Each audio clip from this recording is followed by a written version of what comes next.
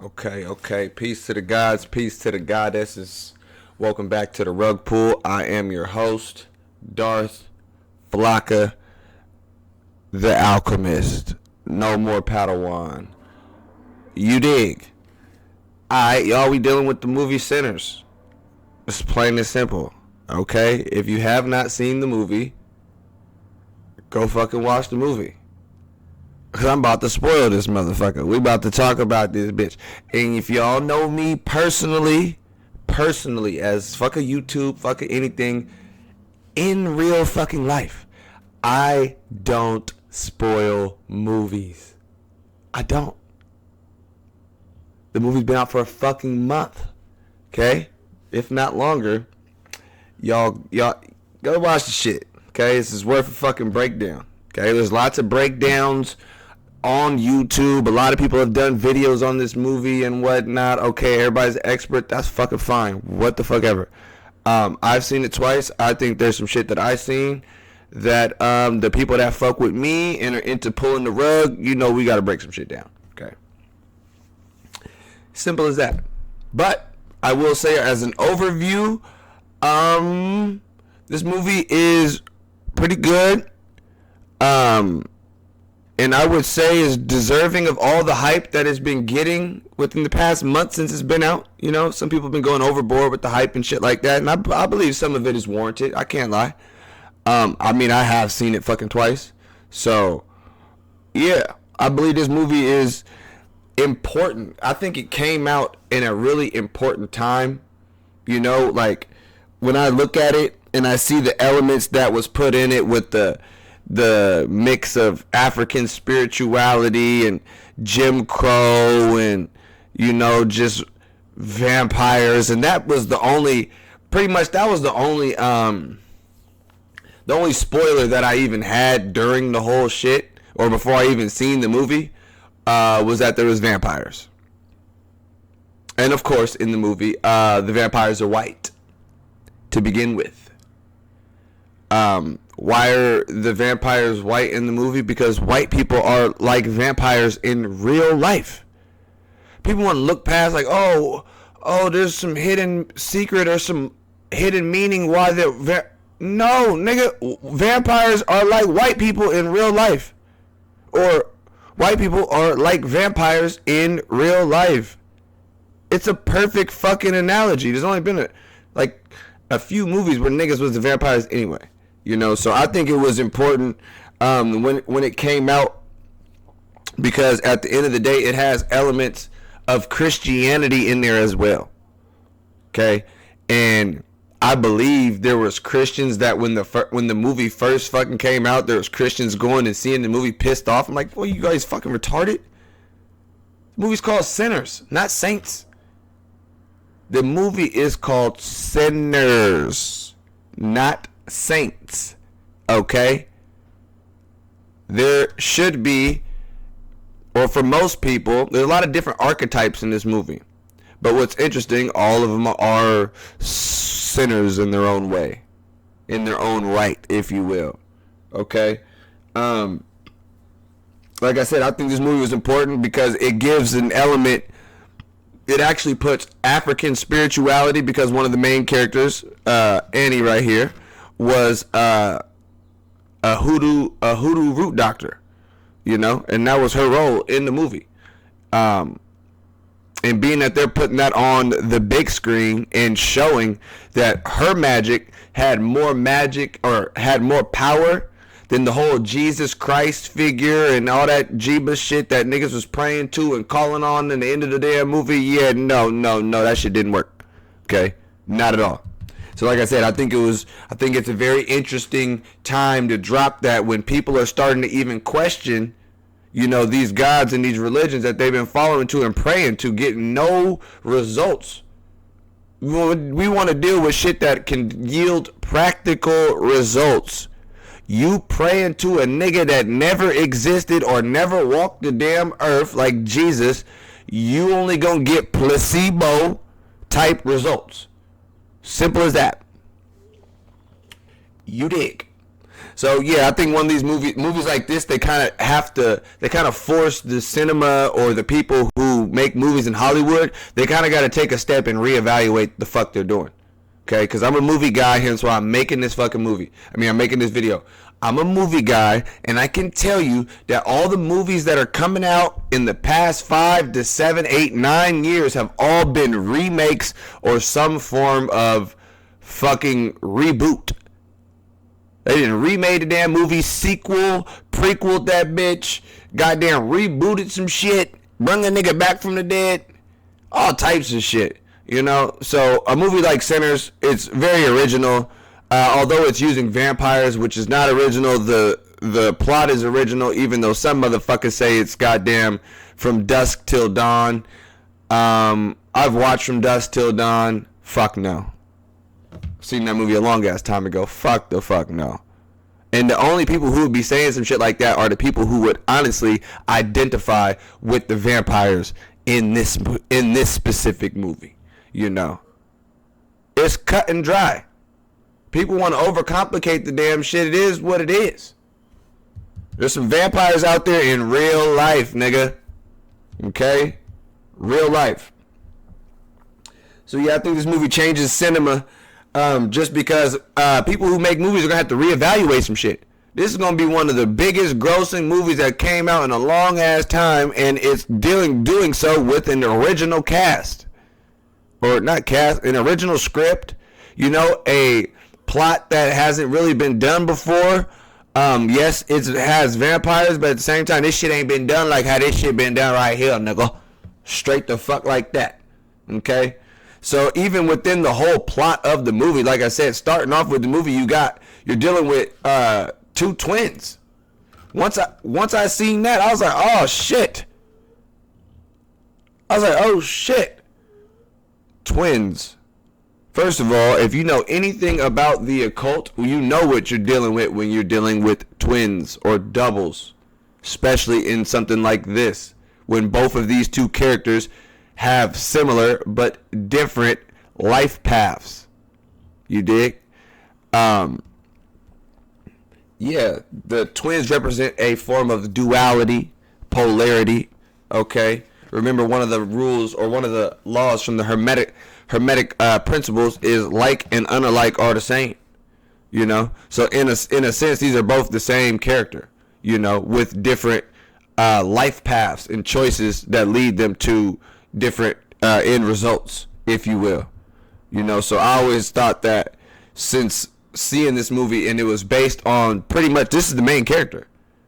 Michael B. Jordan is pretty much the main character in the movie. So the shit is pretty much centered around his life or his characters' lives, being that they are the main character. So if the main character are the twins, you know you're dealing with a whole sense of duality and a whole sense of polarity. You got the red, you know what I'm saying, the flamboyant, the blue, the more calm, the more chill. What we have is severity and mercy. You know, we have these two pillars. Oh my God, how the fuck did we end up on fucking Reddit? Whoa. Anyways, you have these two pillars, okay? Pillar of mercy, female, limitless creation, love, peace, creative. You can say that is smoke in the movie. And then the other twin stacked with the red hat, you would say male, justice, righteousness, reasoning, power. You know, all those things like that. It's just two different sides, positive and negative. That's what we're dealing with, okay? And if you understand the movie on an occult level, you'll be able to see how it is that, where the hell these niggas go? Okay, you'll be able to see how it is that, you know, both of these two characters are both embodiments of just different sides of the pole, you know, or of the two pillars, the Kabbalistic pillars, if you will. Severity and mercy. So yeah, this movie actually took place in the 1930s during the Jim Crow era of the South in Mississippi as well too. I was just talking to a nigga about this shit as well too, because you know these niggas ended up opening up a juke. The whole plot of the movie was these two niggas got got some money and shit and ended up buying a damn sawmill or whatever it was and ended up turning it into a fucking juke joint. You know, and the whole plan was to get some goddamn blues music, like how niggas used to do back in the goddamn day, have niggas dancing and gigging and jamming and all that shit all up and through that motherfucker. So anyways, they end up fucking buying a damn sawmill, okay? They end up buying a fucking sawmill, juke joint or whatever. You know, and ends up using the sawmill to goddamn create something for themselves in the 30s. So if you know anything about niggas doing anything, especially in Mississippi, good luck. Okay? Good luck, nigga. Because just like, and we'll get to that a little bit when we talk about the vampire. But yeah, these niggas thought they was finna go just goddamn get them a damn sawmill or a big ass piece of building from some white folk and this shit was gonna be all sweet. Nigga, hell no! And mind you, where them niggas at?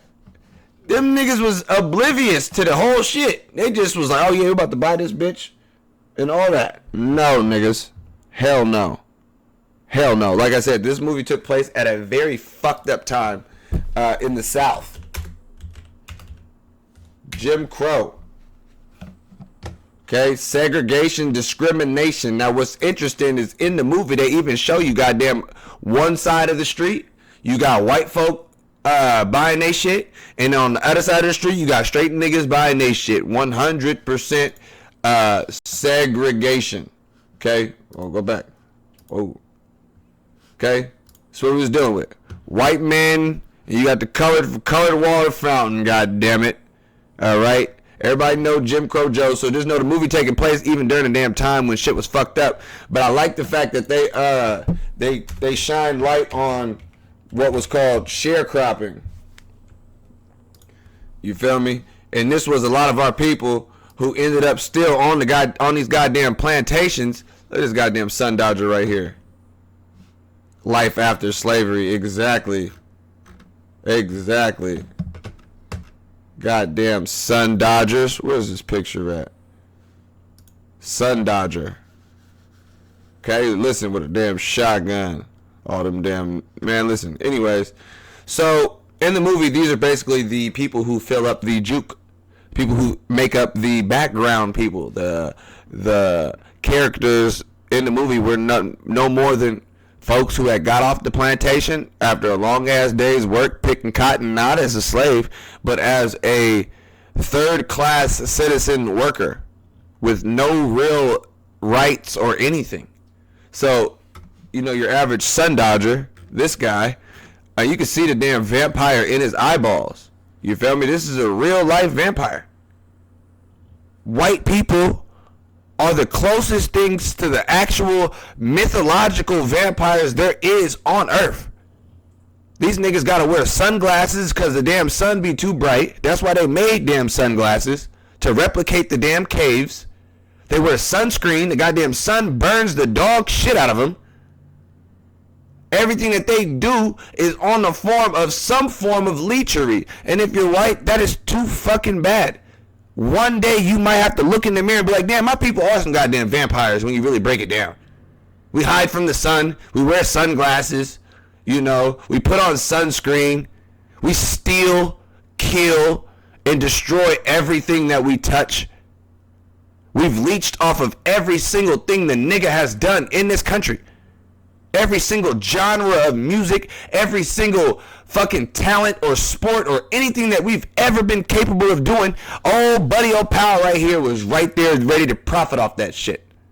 So anyways, you had these folk in the movie, and these, you know, Buddy right here would, he would pay these folk in Monopoly money, not the fake Monopoly money that we all pass around every day, you know. This was the actual Monopoly money, like actual plantation goddamn money. Money only good on this nigga's land. Can't go spend the shit in real life. Can't go to the damn store and buy no shit with it. Only good on his land.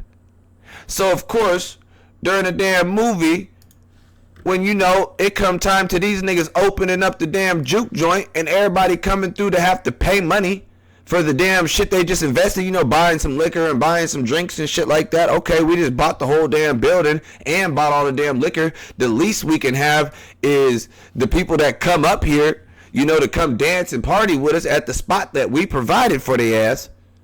The bare minimum they could do is give us a couple quarters and dimes and nickels for these damn drinks. No, these folk only had fake ass plantation money that Buddy was issuing and other buddies like him. And this was the reality. Like, oh, why black folk? No, nigga, we was working and still not even making actual money in the last century. Not even making actual money. The movie took place in 1932. It is 2025. All that shit was less than 100 years ago. Yo peoples was working and having to get paid in goddamn monopoly goddamn quarters. Bullshit.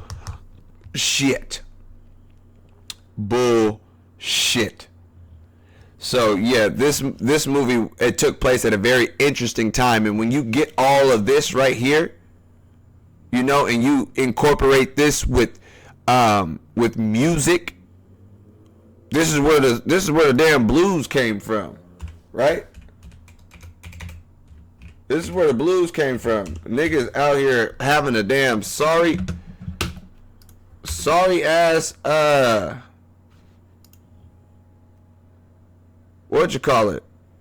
sorry ass lifestyle. Yes, how can a white man sing the blues? You guys own everything. No, the blues has to be sung by somebody who has to be feeling this shit. A nigga truly going through it, singing about his damn soul. So anyways, blues is originated among African Americans in the deep South of the United States in the 1860s. Deep South, where the slavery was the most fucked up. Niggas was out here humming out there working on them goddamn fields. God damn it. So, knowing that, okay, Mississippi, Fred McDowell in the 60s. Movie took place in Mississippi. So, like I said, this was a prominent genre that clearly the premise of the movie was, you got this character right here, Sammy, who happens to be nothing more than one of our gifted youngsters. One of our gifted youngsters, one of our gifted ones that actually has the ability to pierce the veil between this realm and other realms using the music. Now we know this is a thing. The powers that be, the fucking vampires, where's his ass at?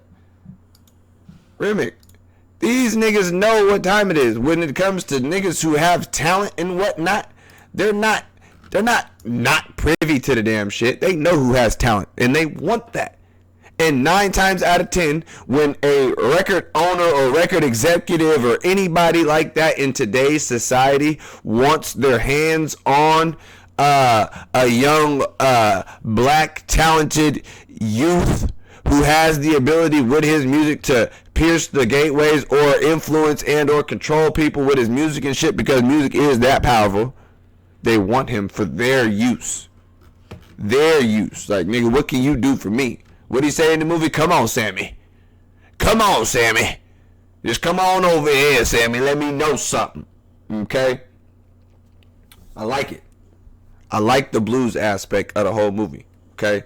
When the damn juke joint was going down, and that motherfucker was, when there's a scene in there, motherfuckers was dancing and shit, and look at that juke joint dance scene. You feel me? I don't know how they got this motherfucker on this bitch. Welcome back to Fame Files. Today, we're diving in.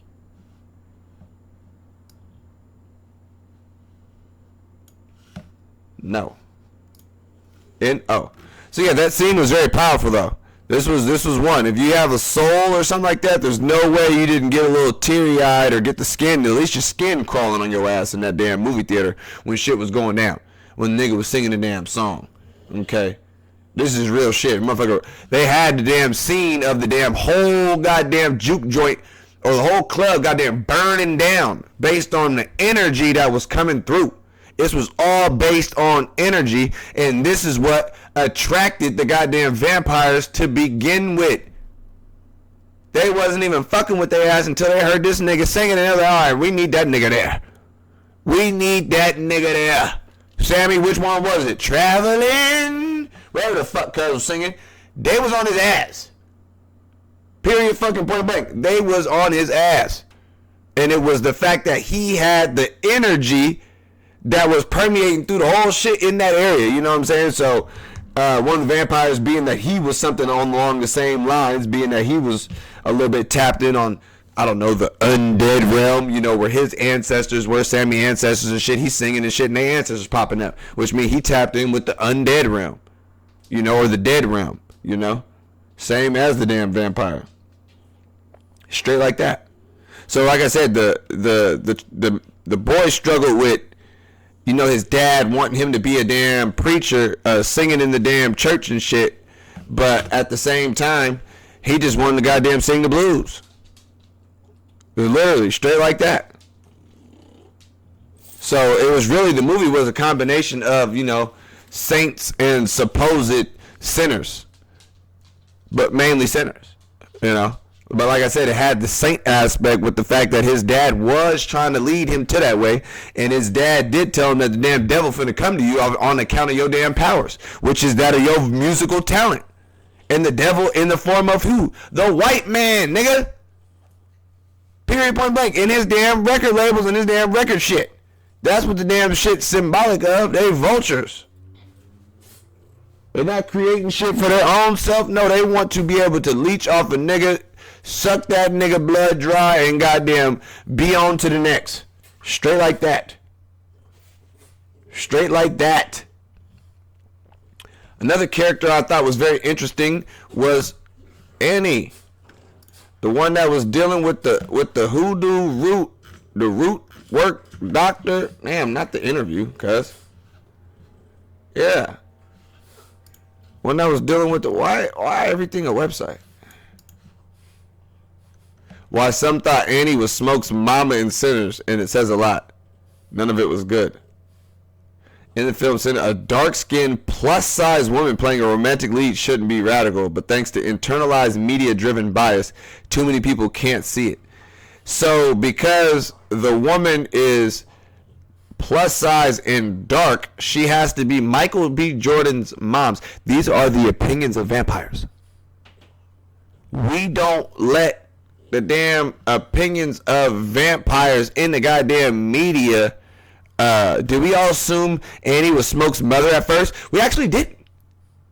You soulless, sun-dodging, cave-dwelling beast. A person tweeted. I'm responding to that cave dweller because I know that person is goddamn white. Fuck that. Did we assume that Annie was Smoke's mother at first? No, we didn't, actually. We didn't. We knew that was his woman. Period, point blank. Because the movie was made by us, for us. And y'all seen it. And commented on it. But it wasn't for you. Or was it? I'm just saying, when you see people say shit like this, it almost lets you know, like, hey, that movie might not have been for your ass. If you can't sit there and see that the damn, you know what I'm saying, a simple character, not even an elderly woman, is a goddamn, and the only reason why I clicked on that is because I just want to see a picture. Okay? Like I said, this was a very important fucking person in the goddamn movie. She was dealing with that goddamn roots. And she was the only one in there. She was the only one in the whole fucking movie who understood and even knew what the fuck a vampire was. Because she was tapped into some of that occult shit. Some of the folklore. Some of the myths. Some of the fables. Shit that motherfuckers would turn her down and turn a deaf ear to and blind eye to. Oh, I ain't hearing nothing about no damn folklore, no damn mythology and shit like that until you need it. Until you need it.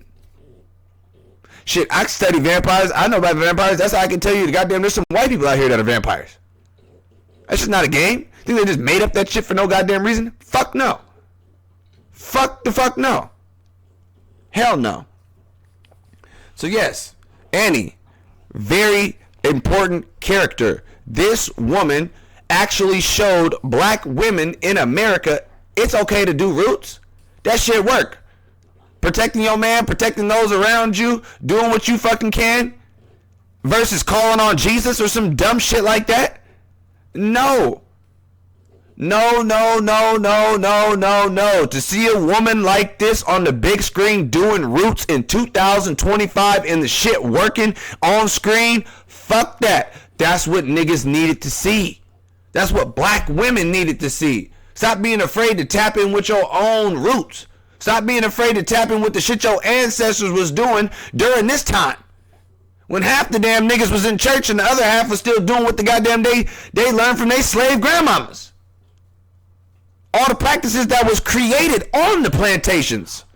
Like hoodoo and roots. Same shit. But you know what I'm saying? This is very important. And this was if we going back to the pillar,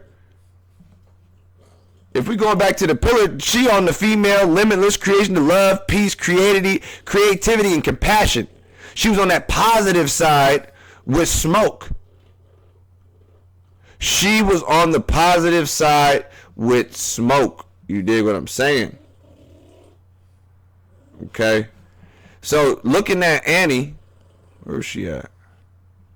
Juke joint. Bow. Oh yeah. Looking at Annie, you know, she was one of the ones who was given a very good role, a powerful role, right? And then you got you got the other side, right? You got this chick right here who plays a woman whose granddaddy or some shit like that was half black or some shit like that. Her grandfather was half black. Okay? And what's fucked up is, you know, she pretty much ended up like this. Where's the damn shit at? Where's the damn shit at? Nah, I think it's this one. Listen. Hold on. We gonna kill every last one of you. Listen, the bitch talking about she finna kill everybody. See that? You see that? This is what's fucked up, okay? When I first seen the movie, right? I'm like, yeah. I'm finna come through like Michael B. Jordan in this motherfucker. Yeah, I relate more with Cuz. You know what I'm saying? This nigga was coming through. He was dealing with the woman with the hoodoo, this, that, and the third. And do you know what's fucking crazy? Do you want to know what's fucking crazy? The more... I seen the movie twice, right? I seen the movie twice. So after this, the first time I seen the movie, I'm like, okay, yeah. Real nigga, Michael B. Goddamn coming through with goddamn Tommy guns and shit. Just a real nigga. And then the second time I seen the movie, you know what? I was like, this bitch would have bit me. There's no way. I've watched the movie twice. I've seen it. There's no way I'm not getting bit by the light-skinned bitch. This shit happens to me in real life. Like 4-5 times. So as much as niggas want to be Michael B. Jordan with the Tommy gun and shit and whoop-de-whoop, nigga, would you even have made it to that point in the movie? Because I'm sitting here like, damn, this bitch would have bit me, cuz. Like, how you know? Nigga, I know myself. This movie's called Sinners. Nigga, you better identify what your sin is. My sin is the goddamn light-skinned bitch. Got me fucked up. Sucking niggas' blood and shit. So yeah, like I said, first time I seen the movie, I'm like, yeah, nigga, Michael B. Okay, the hoodoo got the and then I had to really analyze my lifestyle. Like, hold on, my nigga, I ain't got no Annie. I be having these. Whoa, nigga, I ain't got no Annie. I be having these goddamn Marys. Mary come through having an man. What? Nigga be nah. End up what? Come on, man. Mary's a troublemaker, goddammit. That's who started the whole shit. That's who started the whole shit. She wanted to play both sides of the fence. Oh, I'm half, quarter. I'm 99.8% white. I could goes out there and talks to them other white folks. Bitch came back bit. The bitch came back bit and then got other niggas bit. Mainly the main character. The main character of the whole shit got his ass took out over that light skin, white skin, bright skin. It is deadly. It is deadly. And the nigga lost himself. Nigga lost his brother to that shit right there. And like I said, it took me 2 times to see the movie to actually understand that shit.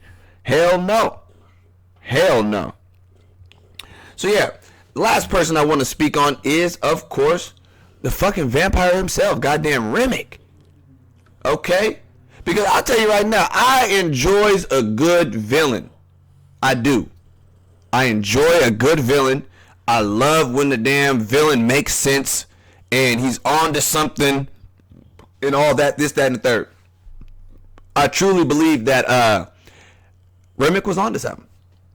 He's not me, I'm not him. So therefore, if I was looking at from a white perspective, which he is, an Irishman, he made sense. You know?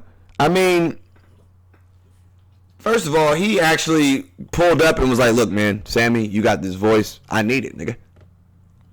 Let me get it. Wasn't beating around the bush. He's like, Sammy, you're the reason I'm here, nigga. It's you. And then, you know, that hoodoo chick over there, that Annie, I want her too. She got some special powers. You know what I mean? I want her, and I want, what's the nigga name? I want Sammy's ass. Okay? Sammy can play that goddamn guitar. You know? And Annie got these magical powers. She tapped in on multiple different sides and shit. So, yeah, your boy Remick. Okay? This nigga had niggas, you gotta understand. Remick had niggas river dancing. He had niggas river dancing and shit. River dancing. Same shit that you see today when black people get bit by these white folk vampire and they start assimilating and start becoming the goddamn white man and exactly what the hell they want the white man. They start taking on his mentality. Yep, vote Democrat, nigga. Vote for Biden, nigga. Vote for Kamala, nigga. You know, get the vaccine, goofy nigga. Black people ran and did all this shit. Been following after these niggas for fucking decades. Decades and decades. Now we out here river dancing and shit. You don't think you river dancing. Y'all call it twerking and doing all this extra shit and niggified shit. You think you're not, but you're doing the damn Irishman's river dance. Okay? The Irishman's river dance. Okay, straight like that. So I'm like, yeah, this nigga came through, converted hella niggas quickly. Niggas got with the shit, and then he started sending the niggas back to the goddamn go get their own folk. And then when niggas wasn't doing a good enough job, that's when, you know, shit went down towards the end. You know, and even then, when you break the shit down, again, Ryan Coogler was trying to tell niggas something. I told you who was the cause of the very first fuck up and the whole fuck up. Nothing would have went down had Mary ass not went out there and came back. You know, the dude, the cornbread's ass was done too, but he's a big idiot. Okay, but the second part where it was done, this is what Ryan Coogler was trying to tell you niggas: no outsiders, no outsiders. All these niggas in here, what made the vampires want to run and break in and shit? Outsider. Asian chick. She was the one, come on in, motherfuckers. So you got the white bitch and you got the Asian bitch. Both of these bitches, outside bitches, are the reason for all of the niggas' demise in the whole shit. That's what I got from it. I'm not finna sugarcoat it. I'm not gonna beat around the bush. No, when niggas start letting outsiders in, shit get fucked up. As simple as that. What other interpretation are you looking for? There is no other interpretation. It's a movie. Simple as that. And that's the interpretation. That you letting outsiders in the shit, you get fucked up. Period fucking point blank. God damn it. Got her in here talking about my beau is outside, my husband and my daughter, man. Fuck them. Dumbass. Man, fuck them. Then they all come in and get fucking ate up and shit and all this crazy ass shit. Sammy they run out there and he trying to say the Lord's Prayer to the damn vampire, and the vampire saying this shit back to his ass and dunking his ass in the fucking water, baptizing this nigga with his own prayers and shit. I'm like, yeah, that's what I'm talking about, nigga. Goddamn that's what I'm talking about, Remick. Goddamn vampire. Show these niggas. Nigga was doing the Lord's Prayer, and cuz was dunking him. He said, let me tell you something, nigga. How do you think us Irish folk became Christian? Huh? How do you think the Irish folk became Christian?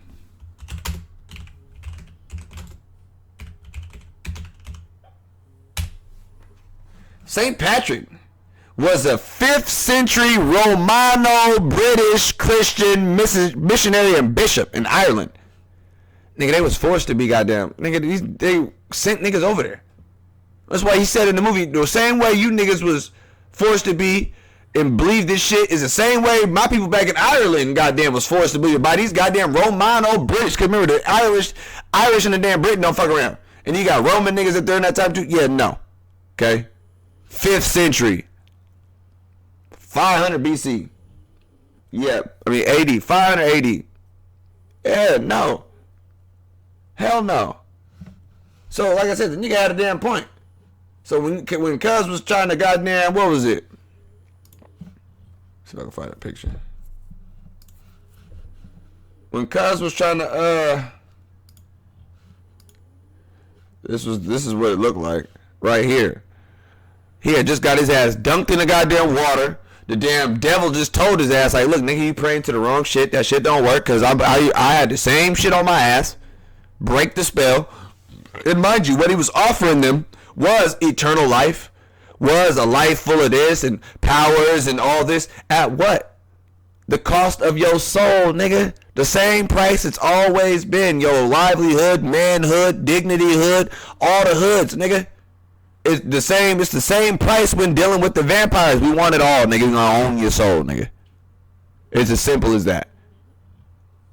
Literally. It's as simple as that. Okay? Make sure I touch on all my points. Yeah. I put, why did it all go down? This is what I say when I go back to this. I'm gonna just leave y'all with this, because fuck it, why not? Remember I told you the goddamn white kid Mary was the reason why shit went down, and then it was the goddamn the Asian chick. This is what I believe. I believe that blacks do not have allies. They have associates. Simple as that. You understand that? You understand why the fuck I think the way I do and the way I move the way I do. Peace to the gods and peace to the goddesses. I'm out.